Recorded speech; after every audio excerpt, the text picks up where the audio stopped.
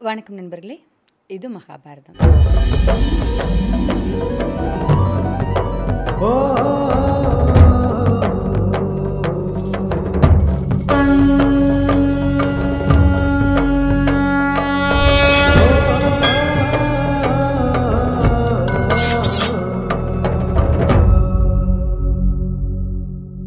சரி, இன்னும் வேறு வழியே இல்லாமல் சுதேட்னே ஒத்துக்கிறா. பொண்டாட்டி ஒத்துக்கிட்டா புருஷன் ஒத்துக்கிட்டுதானா, ஆனால் அவரும் சரின்றாங்க. இப்படியே இருக்க ஆரம்பிக்கிறாங்க. இந்த நேரத்தில் என்ன ஆகுதுன்னா, 13வது வருஷம் முடிய போகுது. அதாவது கடைசி ஒரு வருஷம் 5வது மாதம் முடிய போகுதுன்னொன்னே துரியோதனன் சும்மா இருப்பானா? இவங்க எந்த ஊரில் இருக்காங்க, எங்கே மறைஞ்சிருக்காங்கன்னு தெரிஞ்சுக்கிறதுக்காக சுற்று வட்டாரத்தில் எல்லா பக்கமும் அவன் தூதர்களை அனுப்புவான் இல்லையா? இவங்க எல்லா பக்கமும் தூதர்கள் அனுப்புகிறான். போன பக்கம் எல்லாருமே அடிச்சு விட்ட பந்து மாதிரி திருப்பி வந்து என்ன சொல்கிறாங்கன்னா, இல்லை, எங்கேயுமே பாண்டவர்கள் இல்லை, பாண்டவர்கள் உயிரோடு இருக்கிறதுக்கு வாய்ப்பே இல்லை, இந்த 12 வருஷ காட்டு வாழ்க்கையில் அவங்க கண்டிப்பாக இறந்து போயிருப்பாங்க. ஏன்னா கடைசியாக இருந்த காடுகள்லாம் ரொம்ப பயங்கரமான காடுகள், அதில் ஏதோ ஆயிடுச்சு, அவங்கள காணோம் அப்படின்னு திருப்பி திருப்பி திருப்பி திருப்பி சொல்லிக்கிட்டே இருக்காங்க.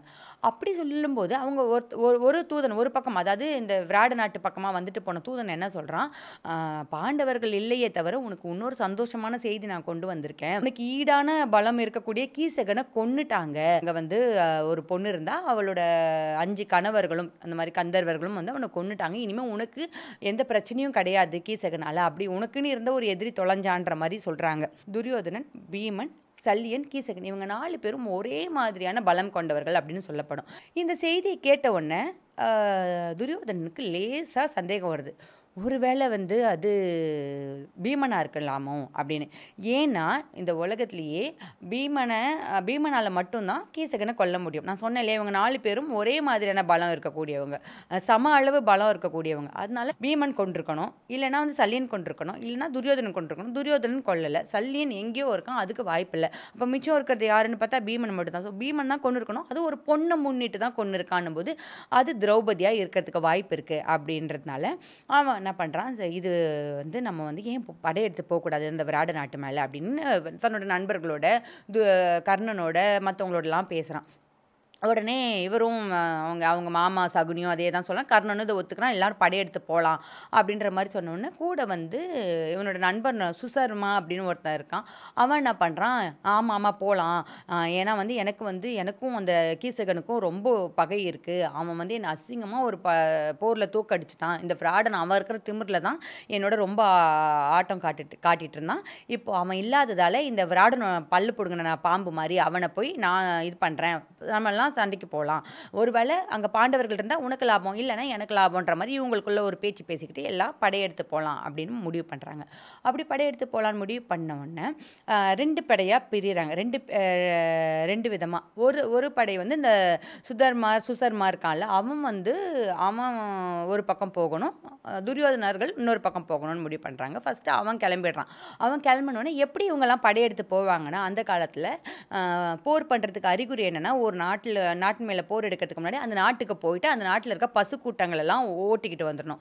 இப்போ வந்து தமிழ் நல்லா படித்தவங்களுக்கும் தெரிஞ்சிருக்கும், வந்துட்டு அகத்திணை புறத்திணை. வெற்றி அப்படிங்கிறது என்னென்னா பசுக்களை கவர்தல், ஆணிரை கவர்தல் அப்படிங்கிறது. அந்த காலத்தில் பசு தான் சொத்து. பசு இருந்ததுன்னா பால் இருக்கும், பால் இருந்ததுன்னா மற்ற விஷயங்களை பண்ணலாம். அதை ஒருத்தனோட சொத்தை கவர்ந்துட்டு வந்துட்டா அவன் ஏன் சொத்தை கவர்ந்துட்டே அப்படின்ட்டு பின்னாடி சண்டைக்கு வருவான். இதுதான் வந்து சண்டைக்கான முதல் படி. அதனால முதல்ல வந்து பசுக்களை கவர்தல் அப்படின்றதுக்காக இவனை அனுப்புகிறாங்க. அவன் போகிறான், அந்த சுசர்மா போனால் அங்கே வந்து விராடனும் நம்ம தர்மர் இருக்கார் இல்லையா, தர்மர், பீமன், அதுக்கப்புறம் நகுல சகாதேவர்கள் இவங்கெல்லாம் வந்து விராடனுக்கு துணையாக போருக்கு வராங்க. ஏன்னா வந்துட்டு ஒரு போர் வருது அப்படின்னு தெரிஞ்ச உடனே விராடனை அண்டி இருக்கக்கூடிய தர்மர் என்ன பண்ணுவார், அவருக்கு உதவணும்னு நினைப்பார். அதனால தன்னோட மற்ற தம்பிகளையும் கூப்பிட்டுக்கிட்டு, அதாவது விராடன் மூலமாக நம்ம இவங்களெல்லாம் கூட போருக்கு கூப்பிட்டுக்கலாம், இவங்களாம் நல்லா சண்டை போடுவாங்க வா அப்படின்னு சொல்லி அவங்க எல்லாரையும் போருக்கு கூப்பிட்டுக்கிட்டு சண்டைக்கு போகிறாங்க. இவங்க ஒரு பக்கம் சண்டைக்கு போனோடனே இன்னொரு பக்கம் துரியோதனன், அதுக்கப்புறம் வந்து பீஷ்மர், துரோணர், கர்ணன், சகுனி இவங்கெல்லாம் சண்டைக்கு இன்னொரு பக்கம் வேறு வடக்கு பக்கம் இருந்து இவங்கள தாக்குறாங்க. வேறொரு பக்கம் இருந்து இவங்க தாக்குனோடனே இந்த விஷயம் மறுபடியும் வருது. அரண்மனைக்கு விஷயம் வருது. இந்த மாதிரி இந்த பக்கம் இருக்கிற பசுக்கூட்டங்களெல்லாம் கூட்டிட்டு போறாங்கன்னு இடையர் தலைவன் வந்து சொன்ன உடனே, அப்போ அரண்மனையில இருக்கிறது வேற யாரும் கிடையாது. இவனுடைய விராடனுடைய மகன் உத்திரன் அப்படின்றவன் மட்டும்தான் இருக்கான். அவனுக்கு போர் பயிற்சிலாம் கிடையாது, ஒரு தைரியமும் கிடையாது. ஆனா இந்த சின்ன பசங்களுக்கே உரிய ஒரு இது இருக்கும்ல, நான்லாம் யார் தெரியுமா, நான் எப்படி தெரியுமா அப்படின்னு பேசுவான்ல, அப்படிப்பட்ட ஒருத்தன். அவன் என்ன பண்றான், என்னது படையெடுத்து வந்துட்டாங்களா, நான் வந்தேன்னா அவ்வளோதான், நான் அப்படி சண்டை போடுவேன், ஆனா என்ன பண்றது, எனக்கு தேர் ஓட்டுறதுக்கு சரியா யாரும் இல்லை அப்படின்ற மாதிரி ரொம்ப ஒரு மாதிரி பொண்ணுங்களுக்கு மத்தியில், அதாவது தன்னோட தங்கச்சியுடைய தோழிகளுக்கு மத்தியில் தன்னுடைய இதை பற்றி பேசிக்கிறான். ஒரு மாதிரி பந்தா பண்ணிட்டு பேசிட்டு இருக்கான். இதை பார்க்க பார்க்க வந்து சைரந்திரிக்கு கோபமாக வருது. அப்போது பிரகன்கலை என்ன பண்ணுறா, பிரகன்கலைன்ற பேரில் தான் வந்து அர்ஜுனன் வேலைக்கு சேர்ந்துருக்கான். அவன் என்ன பண்ணுறா, இவகிட்ட போயிட்டு திரௌபதி கிட்ட போயிட்டு என்னை தேரோட்டியாக கூட்டிகிட்டு போக சொல்லு, அவன்கிட்ட போய் சொல்லு அப்படின்னு சொன்னோன்னா, சைரந்திரி என்ன பண்ணுறா, உத்தரை அவள் தங்கச்சி கிட்ட போயிட்டு சொல்கிறா, ஏய் உங்ககிட்ட இருக்கா இல்லை உனக்கு நடனம் சொல்லி கொடுக்குற பிரகன்களை நல்லா தேரோட்டுவா, அவளை கூட்டிகிட்டு போக சொல்லு உங்கள் அண்ணன்ட்ட போயிட்டு அப்படின்னு சொன்னவொடனே அவளும் போய் சொல்கிறா, இது பாரு நீ அவனை கூப்பிட்டு போ, நம்ம போர் பண்ணணும்னு வந்துருச்சு இல்லை, பிரகன்களையை கூட்டிகிட்டு போ அப்படின்னு சொன்னோன்னே, ஐயே ஒரு திருநங்கையை தேரோட்ட சொல்லி நான் போகிறதா, ஏன் மானம் மரியாதைலாம் போயிடும் அப்படின்னு சொன்னோன்னே, இங்கே பாரு இது போர்க்காலம், இப்போ போய் இதுதான் பண்ணுவேன் அதுதான் பண்ணுவேன் இதே தான் எனக்கு மரியாதை அப்படின்லாம் பேசிகிட்டு இருந்தால் நல்லா இருக்காது, இப்போ நம்ம நாட்டுக்கு எது சரியாக இருக்குமோ அதுதான் பண்ண முடியும், நீ அவளை கூட்டிகிட்டு போ அப்படின்னு சொன்னவொன்னே இவன் வந்து அரை மனசோட ஒரு மாதிரி பந்தாவோட அவளை தேரோட்டுறதுக்கு கூட்டிகிட்டு போகிறான். இப்போ அங்கே இருக்கிற பெண்கள் இருக்காங்களா, அந்த புறத்தில் இருக்கிற பெண்கள்லாம் வந்துட்டு இவன் உத்திரனை பார்த்துட்டு எனக்கு வந்து துரோணரோட துண்டு வேணும், இவரோட அது வேணும் அப்படின்னு கேட்குறாங்க. ஏன்னா ஒருத்தரை ஜெயிச்சிட்டோம் அப்படின்றதுக்கு அடையாளமாக அவங்க கிட்ட இருந்து ஏதாவது பொருட்களை எடுத்துகிட்டு வர்றது தான் அப்போல்லாம் வந்துட்டு பழக்கமாக இருந்திருக்கு. அதனால இந்த பெண்கள்லாம் வந்துட்டு எனக்கு அவரோட துண்டு கொண்டு வா, இவரோட இடுப்பில் கட்டியிருக்க ஆடையை கொண்டு வா, இந்த அணிகளை கொண்டு வா அப்படிலாம் கேட்குறாங்க. உனக்கு அது வேணுமா, உனக்கு இது வேணுமா, ஓகே நான் எல்லாத்தையும் எடுத்துகிட்டு வரேன் வாங்கிட்டு வரேன் அப்படின்னு சொல்லிட்டு ரொம்ப பந்தவா நான் போயிட்டு வரேன், வரும்போது வேறு மாதிரி வருவேன் அப்படின்லாம் சொல்லிட்டு அங்கேருந்து கிளம்புறான். கிளம்பி இவங்க வந்து இந்த படைகள் காத்துக்கிட்ட இடத்துக்கிட்ட வர்றாங்க. பக்கத்தில் வர அந்த படையை பார்க்க உத்திரனுக்கு பயம் வந்துடுது. நிறுத்து வண்டியை நிறுத்துன்னு கத்துறான். பிரகன்களை நிறுத்தவே இல்லை. என்ன நிறுத்து நான் இல்லைன்னா கீழே குதிச்சு போயிடுவேன் அப்படின்னு. என்ன ஆச்சு, ஏன் நீ தானே சண்டை போடுவேன்னு வந்த, நீ தானே பயங்கர வீரமானவன்லாம் சொல்லிட்டு வந்த, இப்போ என்ன ஆச்சு அப்படின்னு பிரகன்களை கேட்குறான். இல்லை நான் வந்தேன் தான், ஆனால் நீ கொஞ்சம் யோசிச்சுப்பாரு, அங்கே பெரிய பெரிய ஆட்களாக நிற்கிறாங்க, நான் சின்ன பையன், ஏன் நான் ஒருத்தனாக இருக்கேன், எங்கள் அப்பா பாரு அவர் பாட்டுக்கு வந்துட்டு என்னை பற்றி யோசிக்காமல் இப்போ மொத்த படையும் கூப்பிட்டுட்டு அவர் அந்த பக்கம் போயிட்டாரு, எனக்கு படைக்கும் யாருமே இல்லை, நான் எப்படி இவங்க எல்லாரையும் எதிர்த்து சண்டை போடுவேன் அப்படின்னு. அதெல்லாம் சண்டை போடலாம், நான் உனக்கு உதவி பண்ணுறேன். யார் நீ எனக்கு உதவி பண்ணுவியா, நீ ஒழுங்காக முதல்ல தேர் விட்டுறியானே எனக்கு தெரியல, ஒன்றை நம்பிலாம் என்னால் சண்டை போட முடியாது, நீ நிறுத்துன்னு ஒரே பிரச்சனை பண்ணுறான். அர்ஜுனன் நிறுத்தாமல் வண்டி ஓடுறான். இவன் ஓடுற வண்டியிலேருந்து ஓடுற தேர்லேருந்து இறங்கி குதிச்சு ஓட ஆரம்பிச்சிடுறான். இவன் இறங்கி குதிச்சு ஓட ஆரம்பிச்சிடறானவொன்னே பிரகன்களை அர்ஜுனன் என்ன பண்ணுறா, பின்னாடி திருப்பி ஓடுறா, அவனை பிடிக்கிறதுக்காக ஓடுறா. இந்த காட்சியை பார்க்குற அந்த எதிர்பக்கம் இருக்க துரியோதனன் படைக்கு ஒரே சிரிப்பு. ஏன்னா ஒரு பையன் இப்போ சண்டை போடுறன்ற மாதிரி வந்த ஒரு பையன் ஓடுறான், பின்னாடி வந்து ஜடையோட ஒரு திருநங்கை ஒருத்தவங்க ஓடுறாங்கன்னு வந்து சிரிப்பு வருது எல்லாருக்கும். அப்போது ஒரு சிலர் சொல்கிறாங்க, அந்த திருநங்கையை பார்க்கறதுக்கு கொஞ்சம் அர்ஜுனன் மாதிரியே இருக்குல்ல, அர்ஜுனனாக இருக்க வாய்ப்பு இருக்கோ அப்படின்னு துரோணர் சொல்கிறாரு. அந்த மாதிரி ஒரு உடல்வாகோடு இருக்கக்கூடியது அர்ஜுனன் தான், இதில் என்ன பேச்சு, நீங்கள் முதல்ல எல்லாரும் அவன் கூட சண்டை போடுறதுக்கு தயாராகிடுங்க அப்படின்னு சொல்லிட்டு இருக்காரு. அதுக்குள்ளே இந்த ஓடிட்டு இருக்க உத்திரனை பிரகன்களை போய் பிடிச்சவொன்னே அவன் அழுகுறான். ஐயோ நான் என்னை விடு, நான் போகிறேன், என்னால் முடியாது, நான் செத்துருவேன், நான் சாக வேணாம், எனக்கு வாழணும்னு அழுதோடனே, நீ ஒன்றும் பயப்படாத, நான் சண்டை போடுறேன் அப்படின்னா அவனுக்கு மறுபடியும் சிரிப்பு வந்துடுது. ஏய் நானே ஒரு அரசகுமாரன், நானே போய் சண்டை போட முடியாதுன்னு சொல்கிறேன், நீ ஒரு திருநங்கை, நீ வந்து இத்தனை நாள் வந்து நடனமும் பாட்டும் சொல்லி கூட்டிட்டு இருந்தவ, நீ போய் சண்டை போட்டுருவியா அப்படின்னா, சண்டை போடுவேன் வா அப்படின்னு சொல்லிட்டு கூட்டிகிட்டு போயிட்டு இவங்க ஒரு அன்னி மரத்துக்கு மேலே வந்து இவங்களோட ஆயுதத்தெல்லாம் கட்டினான்ல அந்த இடத்துல இருந்து அந்த மூட்டையை இறக்குறான்.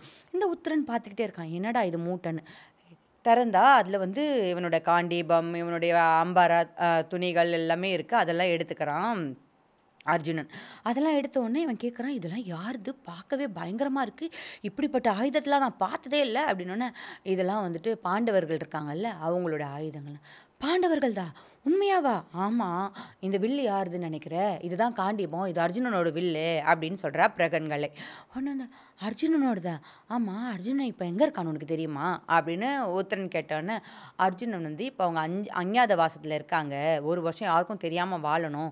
அது இன்னும் கொஞ்சம் ஒரு ஒரு கொஞ்ச நேரத்துல முடிஞ்சு போயிடும். தெரிஞ்ச உடனே அவன் வெளியில வருவான். அப்ப நீ பார்க்கலாம் அப்படின்னு சொல்லிட்டு, ஆ என்ன பண்றான், இவன் கூட சண்டை போட ஆரம்பிக்கிறான். உத்திரனை தேரோட்ட சொல்றான். எனக்காக நீ தேரோட்டு, நான் தான் அர்ஜுனன் அப்படின்னு சொன்னோன்னே, உத்திரனுக்கு ரொம்ப ஆச்சரியமாயிடுது. ஆனா, உத்திரனுக்கு போர் செய்ய தான் வராதே தவிர, தேரோட்டம் நல்லா வரும். இப்போ பணக்கார பசங்க நல்லா கார் ஓட்டுவாங்கல்ல, அது மாதிரி அரச மகன் அவனுக்கு தேரோட்ட வராதா? அவன் நல்லா தேர் ஓட்டுறான். ஆனா, அவனுக்கு இருக்கிறதெல்லாம் பயம் மட்டும்தான். அவன் ரொம்ப பயப்படுறான். இப்போ சொல்றான், "இது பாரு, நீ பயப்படாத. நான் உன்னை நான் இருக்கிறேன். என்ன நம்புறல்ல. நீ தேர் ஓட்டுற வேலையை மட்டும் பாரு. மத்தவங்கள நான் பார்த்துக்கிறேன்னு" கூட்டிட்டு போற அர்ஜுனன் என்ன பண்றான், தன்னோட சங்கு எடுத்து சத்தமா ஊதுறான். எல்லாரும் சங்கு ஊதுறாங்க. அந்த சத்தத்தை கேட்ட உடனேயே மயங்கி தேர்தட்டிலேயே விழுந்துடுறான் உத்தரன். அவனுக்கு மறுபடியும் மயக்கம் தெளிவிச்சு எழுந்துச்சு உட்கார வச்சு, "வா, பயப்படாத. அது பாரு, அதுதான் துரோணர். அந்த கொடியோட இருக்கிற தேர் வந்து துரோணரோடது, இது பீஷ்மரோடது." அந்த பக்கம் நிற்கிறது கர்ணன் எல்லாரையும் காட்டிக்கிட்டு அவன்கிட்ட ஜாலியாக பேசிக்கிட்டே இவன் பயங்கரமாக சண்டை போட ஆரம்பிக்கிறான். எல்லாருக்கும் தெரிஞ்சிடுது அர்ஜுனன் தான்ட்டு. இந்த சண்டையோட முடிவில் கர்ணன் வந்து அர்ஜுனன்ட்ட தோற்று ஓடிடுறான். சகுனி தோத்துடுறான். பீஷ்மர், துரோணர் எல்லாரும் தோத்துடுறாங்க. எல்லாரும் அங்கேருந்து ஓடியும் போயிடுறாங்க. இப்போ எல்லாரும் ஒரு ஒரு ஒரு காலகட்டத்தில் துரியோதனனை பிடிச்சே இவன் வந்து விட்டுடுறான். போங்க எல்லாம் தப்பிச்சு ஓடிடுங்க மரியாதையா அப்படின்ற மாதிரி அவங்க எல்லாரையும் விட்டதுக்கப்புறம் எல்லாரும் அங்கேருந்து கிளம்பிடுறாங்க. இந்த பக்கம் சுசர்மாவை எதிர்த்து போனாங்க இல்லையா, தர்மர், அதுக்கப்புறம் வந்துட்டு நகுல, சகாதேவன், பீமன், அவங்களாம பயங்கரமாக சண்டை போடுறாங்க. ஒரு கட்டத்தில் வந்து அந்த சுதர்மா இவனை பிடிச்சிடுறான், விராடமன்னரை பிடிச்சிடுறான். விராடமன்னரை பிடிச்ச உடனே வந்துட்டு அப்போ தர்மர் என்ன சொல்கிறாரு பீமன் கிட்ட, "பீமா போ, அவரை காப்பாற்று, நம்ம மன்னர் நம்ம தான் காப்பாற்றணுன்னு." உடனே வந்துட்டு பீமன் என்ன பண்ணுறான், பக்கத்தில் இருக்கிற மரத்தை வழக்கம் போல் பிடுங்கிறதுக்கு முயற்சி பண்ணுறான். உடனே தர்மர், "பீமா கொஞ்சம் நிறுத்தி, இன்னும் நம்ம வந்து வெளிப்படுறதுக்கான நேரம் வரல. இப்போ நீ அப்படிலாம் காட்டிக்காத. சாதாரண மனுஷன் இன்னொரு சாதாரண மனுஷன் கூட எப்படி போர் புரிவானோ அப்படி போர் பண்ணு. அரக்கன் இன்னொருத்தனோட அரக்கன் சண்டை போடுற மாதிரி போடாத. உன்னை வெளிக்காட்டிக்காமல் போர் பண்ணு" அப்படின்னு சொன்னோன்னே இவனும் போர் பண்ணி அவரை காப்பாற்றிடுறான். அவனும் தப்பிச்சு ஓடிடுறான். இப்போ இவங்களும் விராட மன்னனோட அரண்மனைக்கு வந்துடுறாங்க.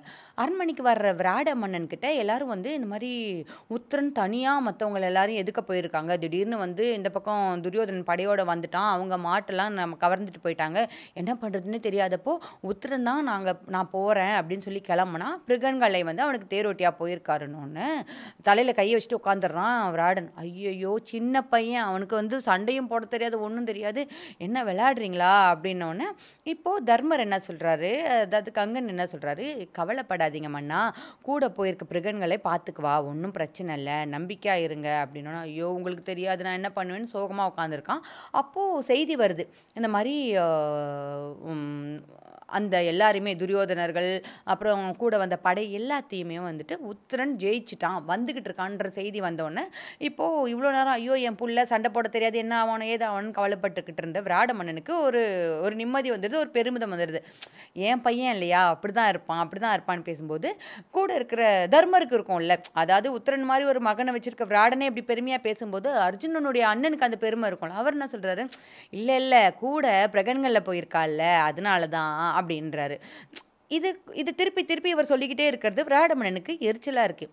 என்னடா நம்ம பையனை பற்றி பெருமையாக பேசிகிட்டு இருக்கோம், இந்த ஆள் என்னன்னா நடுவில் வந்துட்டு ஒரு திருநங்கையோட பெருமையை பேசிக்கிட்டு இருக்காரு அப்படின்னு முதல்ல கொஞ்சம் விடுறான். அப்போ போக போக அந்த கோபம் அதிகமாயிட்டே இருக்குது. இப்போது பக்கத்தில் வந்துட்டாங்க அப்படின்னோடனே, என் மகன் வந்துட்டான், பயங்கரமாக அவனுக்கு வரவேற்பு கொடுக்கணும் அப்படின்னு மறுபடியும் விராடன் பேசும்போது, ஆமாம்மா கூடவே பிரகன்களையும் வரா, அவள் இல்லாமல் எப்படி ஜெயிச்சிருக்க முடியும், அவனால தான் ஜெயிச்சாங்க, அவள் தான் எல்லாம் பண்ணியிருப்பா அப்படின்னு மறுபடியும் இந்த கங்கன் அப்படிங்கிற தர்மர் பேசினோடனே வருது கோவம். அதாவது இது எப்போ நடக்குதுன்னா, இவங்க 2 பேரும் வந்து போர் முடிஞ்சு வந்து கொஞ்சம் ஓய்வாக உட்காந்து தாயம் விளையாடிக்கிட்டு இருக்கும்போது இது நடக்குது. அப்போ வந்து தர்மர் விராடனுக்கு கோவம் வந்து அந்த கையில் இருக்கிற தாய கட்டியாக ஓங்கி கோவத்தில், என்ன பேசுகிறீங்க, சும்மா நானும் அப்போ இருந்து பார்த்துட்டே இருக்கேன், பிருகன்கள்னு ஒரு திருநங்கையை பற்றி பேசிகிட்டு இருக்கீங்க, என் பையன் என் ரத்தத்தில் வந்தவன், அவன் ஜெயிச்சிருக்க மாட்டானான்னு கோவமாக அடிச்சிடறான். அடித்த உடனே அது அவரோட தலையில் பட்டு ரத்தம் கொட்ட தொடங்குது. இதை பக்கத்தில் வேலை பார்த்துக்கிட்டு இருக்க சைரந்திரி திரௌபதி பார்க்குறா. அவள் ஓடி போய் தன்னோட முந்தானையால் அவரோட ரத்தத்தை அப்படி பிடிச்சிட்டு அதை துடைக்கிறா. இதை பார்த்துட்டு விராட மன்னன், என்ன நடக்குது இங்கே, அவனோட ரத்தம் வழிஞ்சா உனக்கு என்ன, நீ எதுக்கு அவன் ரத்தத்தை துடைக்கிற அப்படின்னோடனே அவள், இல்ல இவரு ரொம்ப தர்மாத்மா. இந்த மாரி தர்மவானோட ரத்தம் பூமியில விழுந்துச்சுன்னா, அதுக்கப்புறம் இங்க புல் பூண்டு கூட முளைக்காது. உன்னோட நன்மைக்காக தான் பண்றேன் மன்னா அப்படின்னு சொல்லிட்டு, அத அங்கருந்து கிளம்பிடுறா. இப்போ தர்மர் அப்படியே அமைதியா இருக்காரு. இப்போ என்ன ஆகுதுன்னா, இவங்கலாம் வந்துடுறாங்க.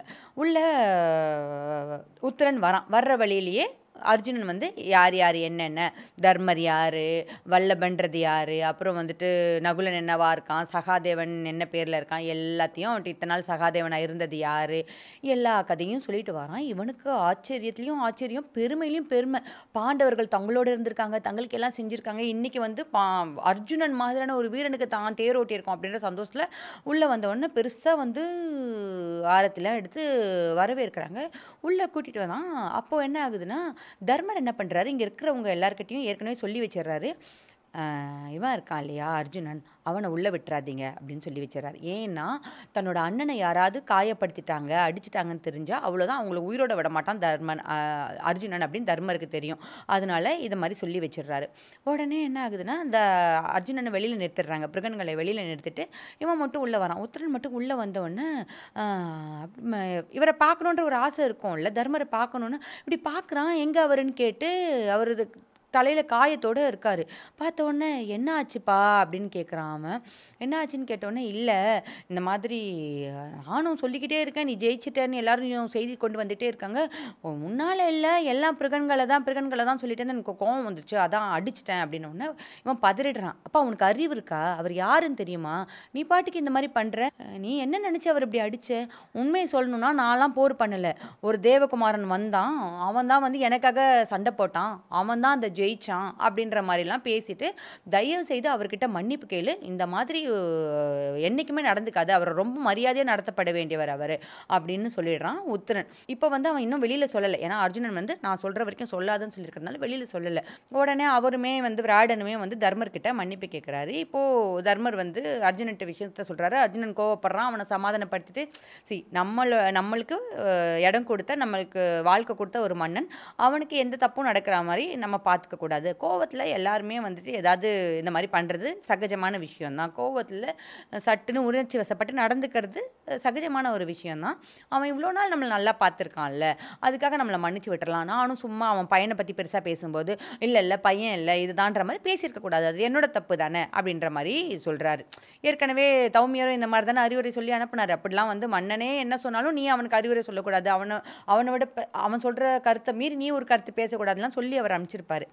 அப்புறம் அர்ஜுனன் ஓரளவுக்கு சமாதானம் ஆகிடுறேன். ஆனால் என்ன பண்ணுறாங்கன்னா, மறுநாள் காலையில் தர்மர் வந்து தர்மராகவும், பீமன் பீமனாகவும், நகுல சகாதேவர்கள் அர்ஜுனன் எல்லாரும் 5 பேரும் வந்துட்டு அரண்மனைக்கு வராங்க. விராடன் வரதுக்கு முன்னாடி தர்மர் போய் விராடனுடைய சிம்மாசனத்தில் உட்காந்துக்கிறான்.